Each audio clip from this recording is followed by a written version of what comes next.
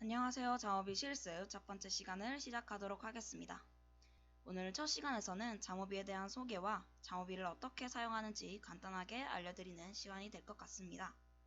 참고도서는 현대기초통계학 이해와 적용 8판으로 강의계획표나 영상 설명 참고란에서 다시 확인하실 수가 있습니다. 그럼 자모비에 대한 간단한 소개를 해볼 텐데요. 자모비는 SPSS나 SES의 대안으로 활용할 수 있는 오픈소스 무료 프로그램입니다. 그래서 학생분들이 집에서도 무료로 설치하셔서 사용하실 수가 있고요. 또 R 기반 통합 프로그램이라서 R 코드를 지원하고 있기 때문에 나중에 R을 사용하시거나 아니면 이미 사용하고 계신 분들께서는 호환하여 사용하시기 편리한 프로그램입니다. 자모비의 가장 두드러지는 특징은 분석 결과를 우측 창에서 즉각적으로 확인할 수 있다는 점인데요. 그래서 분석할 변수를 추가하거나 새로운 통계법을 추가했을 때 우측 결과 창에서 실시간으로 업데이트된 표나 그래프를 확인하실 수가 있습니다. 학생분들께서는 실습 영상을 보시고 SPSS나 자모비 둘 중 하나를 선택하셔서 앞으로 주어질 실습 과제를 수행하시면 되겠습니다. 제가 영상 설명 참고란에 설치 페이지 주소를 적어놨으니까요. 자모비를 이용하실 학생분들은 링크를 통해서 다운을 받으시면 되는데요. 참고로 익스플로러로 들어가시면 설치가 안되기 때문에 크롬을 통해서 들어가 주시기 바랍니다. 지금 보시는 화면이 링크를 통해 들어간 설치 페이지고요. 보시면은 OS별로 다운 받으실 수 있는 것을 보실 수가 있습니다. 자모비는 운영체제 64비트만 지원을 하고 있고 또 본인의 PC 계정명이 영문이어야만 실행이 가능하기 때문에 이 점 유의해 주시기 바랍니다. 버전은 솔리드 버전을 설치하시면 되고요. 설치 과정은 매우 간단하기 때문에 어려움 없이 설치하실 수 있을 거라고 생각을 합니다. 그럼 자모비를 한번 켜보도록 하겠습니다. 자모비를 실행하면은 다음과 같은 초기 화면이 나타나는데요. 엑셀처럼 보이는 왼쪽 창이 데이터 창이고요. 오른쪽에 나타나는 하얀 창이 결과를 분석했을 때 결과가 나타나는 창입니다.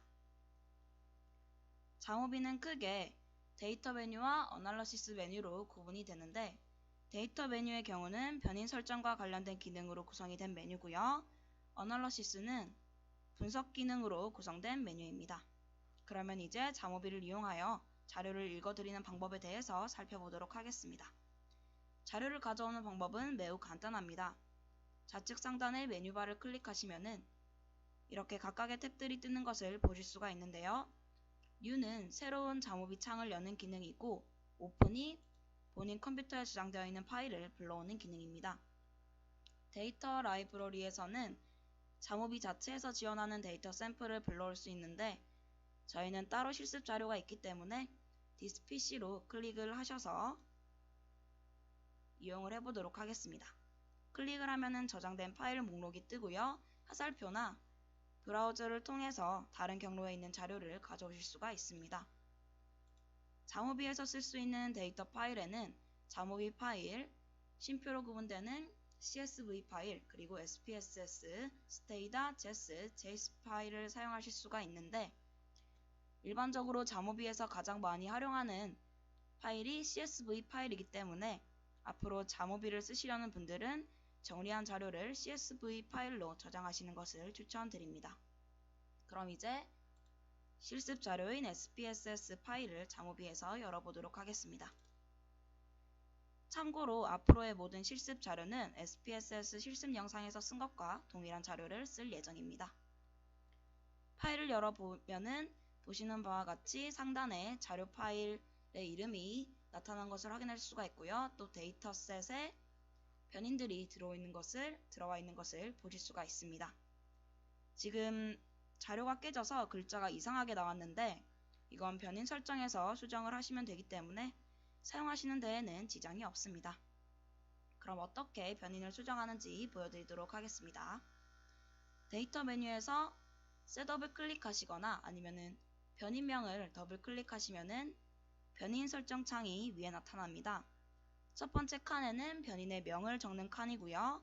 두 번째 디스크립션에는 변인에 대한 구체적인 내용을 적으시면 되는데 예를 들어서 변인명이 우울증 척도 질문 1이라면은 디스크립션에는 질문 1에 대한 내용이 무엇인지 적으시면 되는 겁니다. 그리고 밑에 아이콘은 변인의 직도가 연속인지 순위인지 명목인지 케이스 아이디인지 설정하는 기능이고요. 데이터 타입에서는 데이터가 정수인지 수점 숫자인지 문자인지를 설정하는 기능입니다. 그리고 레벨 창에서는 변인 값이 레이블을 가지고 있을 때 그 레이블을 설정하실 수가 있는데요. 저희 기존 데이터에서 두 번째 변인이 성별이었고, 그리고 1이 남자, 2가 여자였습니다. 그래서 기존 데이터처럼 수정을 해주시면은 이렇게 바로 수정이 된 것을 확인하실 수가 있죠. 이렇게 자모비에서는 명목 변인과 서열 변인일 경우에 변인 값들을 레이블로 설정할 수가 있는데, 레이블 옆에 또 작은 숫자로 수치가 나타나기 때문에 나중에 헷갈리실 일은 없을 것 같습니다. 지금 이렇게 성별 변인 수정을 끝냈는데요. 시간 관계상 남은 변인들을 일일이 수정하는 걸 보여드리기가 힘들 것 같아서 제가 미리 수정해 놓은 파일을 이용하도록 하겠습니다. 지금 미리 수정해 놓은 파일을 제가 연 거고요. 보시면은 아까 깨져 있던 데이터들이 모두 원래대로 정상적인 값을 가지고 있는 것을 보실 수가 있죠. 이렇게 데이터를 정리하고 분석을 하려고 했을 때 분석을 위한 새로운 변인을 만들어야 하는 경우가 생깁니다. 그래서 자모비에서는 어떻게 새로운 변인을 생성하는지 지금부터 예시를 통해서 알려드리도록 하겠습니다. 첫 번째 예시로 세 가지 만족도 변인으로 전체 만족도 총점이라는 새로운 변인을 만들어 보도록 하겠는데요. 데이터 메뉴에서 컴퓨트를 클릭하시거나 아니면은 비어있는 변인명에 우클릭을 하시면은 add variable을 추가하실 수가 있습니다. 그래서 computed variable을 추가를 해주시면은 이렇게 새로운 창이 뜨게 되는데요. 변인명을 적는 칸과 description 칸 밑에 있는 fx라는 탭과 계산 수식을 입력하는 줄에서 통계값들을 계산할 수가 있습니다. 이 줄에 직접 수식을 입력할 수도 있지만 fx 아이콘을 클릭을 하시면은 이렇게 자주 사용하는 수식 모음을 펑션에서 불러오실 수가 있습니다. 그리고 옆에 있는 variable에서는 데이터에 있는 변인들을 확인하실 수가 있습니다. 그럼 만족도 총합을 만들어 보도록 하겠는데요. 변인명은 만족도 총합이라고 하고요. 펑션에서 합을 뜻하는 sum을 더블 클릭해서 넣어주면은 이렇게 하단에 sum에 대한 설명이 나오는 것을 보실 수가 있습니다. 이 설명대로 가정생활 만족도, 직업생활 만족도, 문화생활 만족도를 넣어주시면은 보시는 것처럼 지금 만족도 총합 변인이 새로 생긴 것을 보실 수가 있죠. 만약에 의심이 되신다고 하시면은 직접 세 가지 변인들을 한번 계산을 해 보시는 것을 추천드립니다. 이렇게 만족도 총합을 만들어 봤는데 일반적으로 여러 변인들을 하나의 새 변인으로 만들 때 합보다는 평균을 사용하는 경우가 많습니다. 그래서 이번에는 두 번째 예시로 만족도 평균 변인을 만들어 보도록 하겠습니다. 아까처럼 똑같이 새로운 computed variable을 추가해 주시고요. 이번엔 변인명을 만족도 평균이라고 하도록 하겠습니다. 이번에는 평균을 의미하는 min 수식을 넣어 주시고요. 똑같이 가정생활, 직업생활, 문화생활을 넣도록 하겠습니다. 그러면은 지금 이렇게 만족도 평균 변인이 새로 생긴 것을 보실 수가 있죠.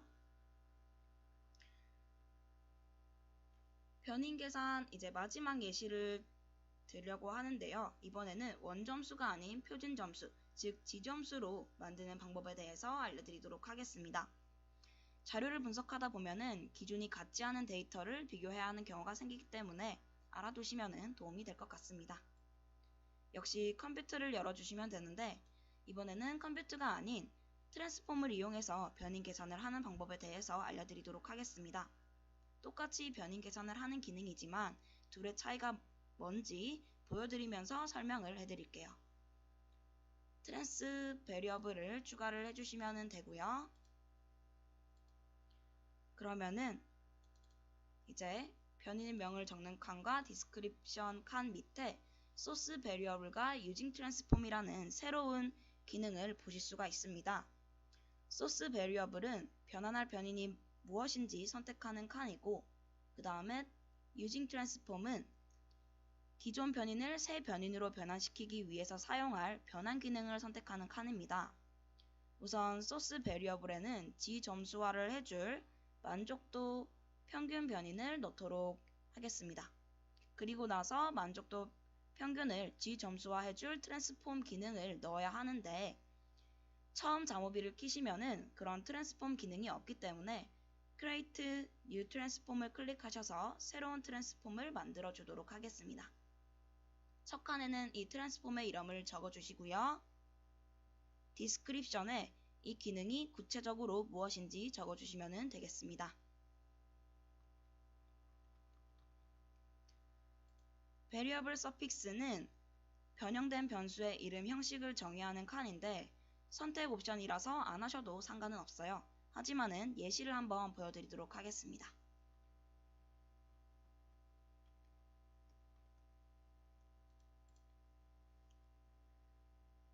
그리고 아까 컴퓨터에서 한 것처럼 fx를 클릭하셔서 변인을 지점수로 바꿔줄 지 수식을 넣도록 하겠습니다.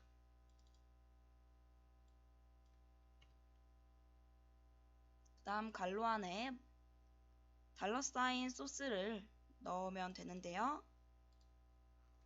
왜 만족도 평균이 아닌 $사인 소스를 넣느냐면은 이 $사인 소스를 넣음으로써 아까 베리어블 소스에서 다른 변인을 선택을 해도 이 기능을 똑같이 사용할 수 있기 때문입니다. 만약 여기에 만족도 평균을 넣어 놓으면은 베리어블 소스에 아무리 다른 변인을 넣어도 지점수화 기능은 만족도 평균으로 설정이 되어 있기 때문에 만족도 평균 변인의 값으로 계산을 해주겠죠. 바로 이 점이 컴퓨터와 트랜스폼의 차이인데요. 컴퓨터가 일일이 각 변인에 대해 변환 설정을 해줘야 한다면은 트랜스폼에서는 트랜스폼 기능을 한번 설정해 놓음으로써 그 기능을 통해서 다양한 변인을 자동으로 바꿔줄 수가 있습니다. 이렇게 생성을 완료하고 나면은 보시는 것처럼 유징 트랜스폼의 G점수화라는 기능이 생긴 것을 확인하실 수가 있습니다. 그리고 변인 창에서도 G점수화가 된 만족도 평균을 보실 수가 있는데, 아까 제가 베리어블 서픽스에서 G 괄호를 하고 그 안에 점 3개를 적어 놨었죠. 바로 그 점 3개가 만족도 평균으로 대체가 되어서 이렇게 변인명이 설정이 된 겁니다. 지금까지 잠오비를 통해서 변수 계산을 하는 방법에 대해서 알아보았는데요. 다음 영상으로 이어가서 오늘 실습 마지막 주제인 코딩 변경에 대해서 알려드리도록 하겠습니다.